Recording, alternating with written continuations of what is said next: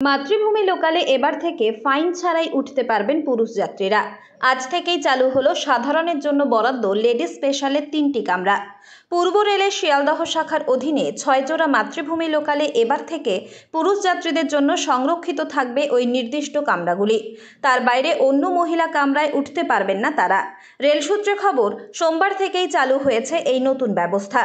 Sealdah division की ओर से एक सर्वे किया गया था वाणिज्य विभाग की तरफ से, जो बनगांव मातृभूमि और शियालदह मातृभूमि जो है, बनगांव से जो शियालदह जाती है और बारासा से जो शियालदह जाती है, ये मातृभूमि लोकल कुछ कमरे भरा नहीं जाता था, 50% ज़्यादा नहीं होता था कंपार्टमेंट।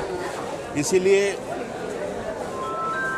रेल मंडल ने, पूर्व रेल ने, शियालदह डिवीज़न के सर ने ये किया है, जो 4, 5 और 6 ये तीनों कमरा जनसाधारण के लिए, सबके लिए, जैसा कोई हॉस्पिटल में जाते थे उनके साथ लड़का को लेके जाते थे, लड़का अलग ट्रेन में जाते थे, फैमिली अलग ट्रेन में, पिताजी माताजी अलग ट्रेन में जाते थे।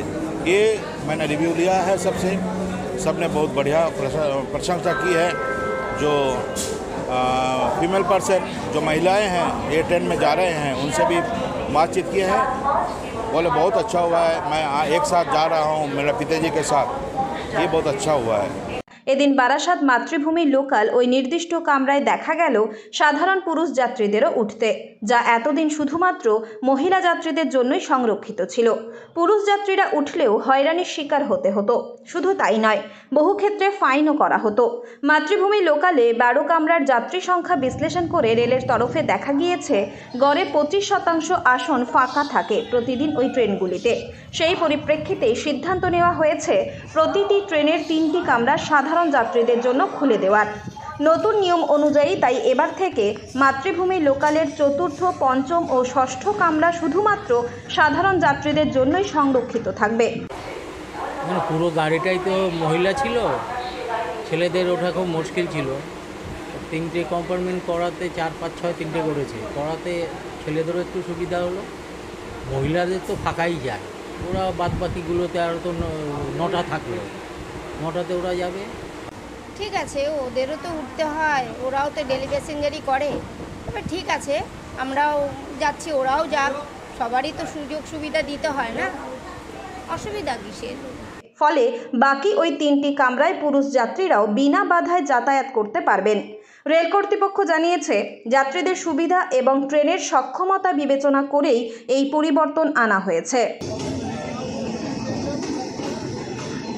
সুবিধা তো ভীষণ সুবিধা হবে, কেননা এখন নর্মাল ট্রেনগুলোতে লেডিস কম্পার্টমেন্টের একটা করে বাড়িয়ে দিয়েছে, যার ফলে আমাদের মতো মাঝখান থেকে যারা উঠি তাদের ভীষণ কষ্ট হয়, ওঠাই যায় না, কেন একটা কম্পার্টমেন্টের লোক পুরো বাকিগুলোর মধ্যে উঠতে হচ্ছে।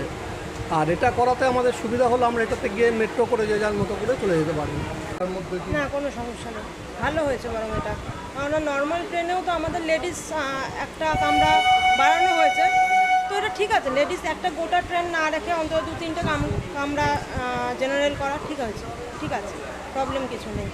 মানে যেরকম মহিলাদের দরকার, যেরকম একটা মহিলাদের একটা নিজস্বতা দরকার, ঠিক আমি মনে করি কাজের ক্ষেত্রে এরকমভাবে ছেলেদেরও দরকার হতে পারে।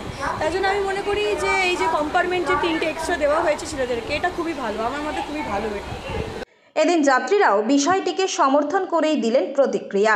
ফলে ব্যস্ত সময়ে গন্তব্যে পৌঁছতে এবার নির্দিষ্ট লেডিস স্পেশালের কামরায় উঠতে পারবেন সাধারণ পুরুষ যাত্রীরাও। উত্তর 24 পরগনা থেকে রুদ্রনারায়ণ রায়ের রিপোর্ট, লোকাল 18 বাংলা।